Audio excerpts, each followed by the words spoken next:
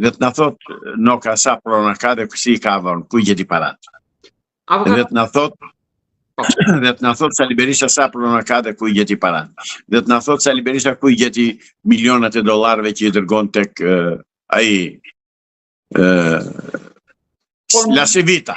Aty do të dalë, ndoshta ato 6 milion dollarë janë paguar për këtë ditë, nga dita e herën në vazhdim, për të lobuar SBA që Amerika të mos i njohë zgjedhjet ose t'ja bëj të vështirë Edi Ramës. Jo, nuk është ashtu. Nuk është ashtu. La Civita s'ka ardhur për atë punë. La Civita erdhi mori dollarët e iku. Unë dua të di ku gjetën dollarët nga dollar. Si vajten, si mori ai, sa dollarë, sa shumë, se me sa di unë nga të dhënat e mia është rreth 18 milion dollarë, jo 6 milion. Vetëm La Civita. Po.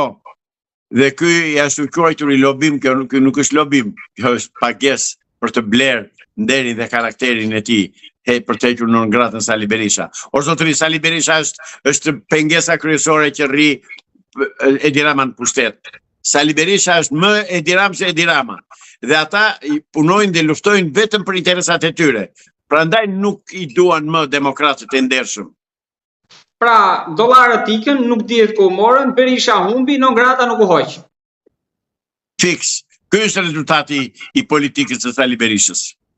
E formuluat në mënyrë më perfekte të mundshme. Po çfarë ndodh tani edhe me atë pjesë demokratëve, militant, ajo pjesë që është e lidhur me zemër dhe me mendje me PD-n që e kanë ndjekur dhe në 3 mandate opozitë dhe po hyni 4. Çfarë ndodh tani e tutje me PD-n brenda? Kemi rindezje të grupit Gazmend Bardit. Berisha do ja trashëgoj partinë së bijës apo do nxjerr një lul tjetër?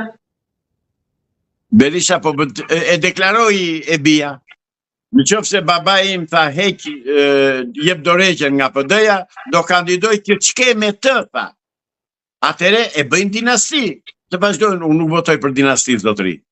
Unë jam demokrat, në shpirt, në botë kuptim, në ndërgjegje dhe në veprim të përditshëm. Dhe unë nuk vete pas pushtetit të pamerituar, qoftë të bijë Sali Berishës, qoftë Sali Berishës, qoftë të Tritanshehut apo të Nokës. Jo, zotëri. Të liroj partinë, unë nuk bithire militantëve të Partisë Demokratike. Çoni dhe përmbyseni atë klish që ka uzurpuar kupolën e Partisë Demokratike. Çoni përmbyseni. Në që se doni Shqipërinë.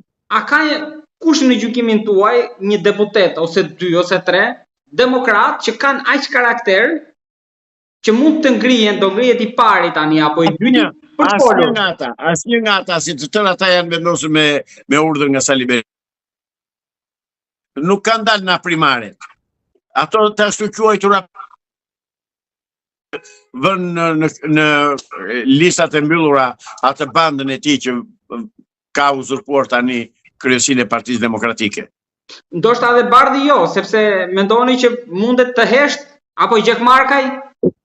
Dhe të bëjnë që duan. Unë nuk e di se ç'do bëjnë ata dhe nuk e di se ç'ka ndërmend. Unë di të them këtë, që demokratët e ndershëm duhet të ngrihen dhe të përmbysin kupolën e PD-s. Okej, kalojmë te Partia Socialiste. Më duket se fitoria i gjitha problemet edhe brenda. Jo, problemet e tyre të brendshme nuk do të zgjidhen kurrë, po ajo është një parti repart ushtarak i organizuar me një disiplinë të hekurt, me një dhunë dhe me një diktat të llaktarshëm që kanë bërë natyre, ata trëmen nga njëri tjetri si shejtani nga Temjani kur thonë, por i bashkon që